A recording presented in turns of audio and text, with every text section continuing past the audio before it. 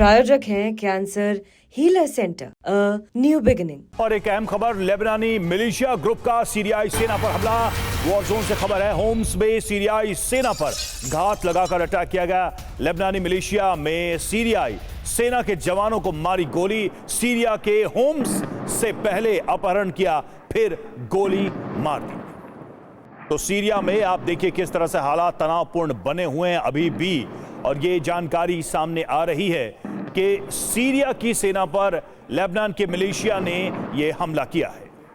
और एक और बड़ी खबर है, लेबनान पर एचटीएस की बारूदी बौछार हो रही है। एचटीएस ने लेबनान पर दागे 50 से ज्यादा रॉकेट। एचटीएस ने बेका पर जोरदार हमला किया है। एचटीएस के हमले में लेबनान के बेका में भारी तबाही भी मची है। तो बेका से तस्वीरें आपको दिखा रहे हैं। लेबनान सीरिया का ये बॉर्डर है जहां पर जबरदस्त नुकसान हुआ है एचटीएस के हमले में। लेबनान का जो बेका इलाका है वहां पर कई जगह आगजनी देखने को मिल रही है। 50 से ज्यादा रॉकेट दागे गए हैं। और सीरिया लेबनान बॉर्डर पर एचटीएस की बमबारी हुई है। एचटीएस लड़ाकों ने सिविलियन पर किया है हमला। एचटीएस ने रिहायशी इलाकों में दर्जनों रॉकेट दागे। रॉकेट हमले में लेबनान में भारी तबाही हुई। और इस बीच एक और तस्वीर आपको दिखाते हैं। लेबनानी गुरिल्ला का एचटीएस लड़ाकों पर हमला हुआ है। लेबनान के हमले में 25 एचटीएस लड़ाकों की मौत हो गई है। एचटीएस के हथियारों को भी बर्बाद किया गया है। और लेबनान सीरिया बॉर्डर पर गोलीबारी की खबर। एचटीएस और हिजबुल्लाह के बीच आमने सामने की गोलीबारी। एचटीएस पर लेबनान में घुसपैठ का आरोप। दोनों तरफ से कई लोगों की मौत की खबर। और एक और बड़ी खबर, लेबनान की सीमा में घुसे एचटीएस के लड़ाके। जी हां, हालात और ज्यादा तनावपूर्ण हो गए। एचटीएस लड़ाकों पर हिजबुल्लाह की फायरिंग भी हुई है। इराक और सीरिया सीमा पर विवाद।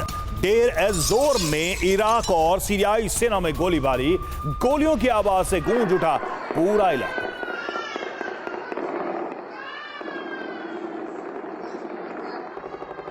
और सीरिया और लेबनान लगातार दहल रहा है। और ज्यादा ताजा हालात इस वक्त क्या हैं, डिटेल में जानकारी लेते हैं। सुमित चौधरी से हमारे डिफेंस एडिटर इस वक्त जुड़ चुके हैं।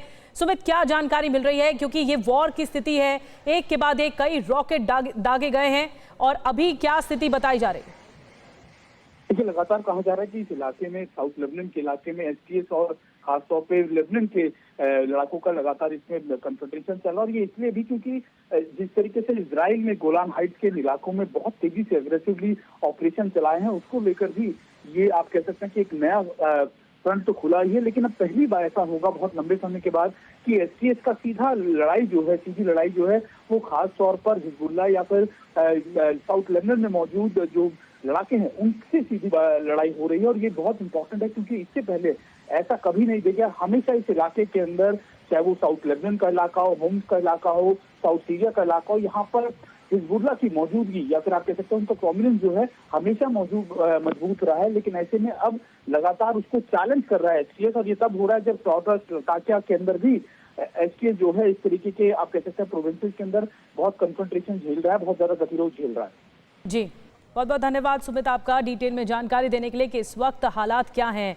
वॉर फ्रंट पे एक युद्ध का जो नया मोर्चा है वो खुलता हुआ नजर आ रहा है।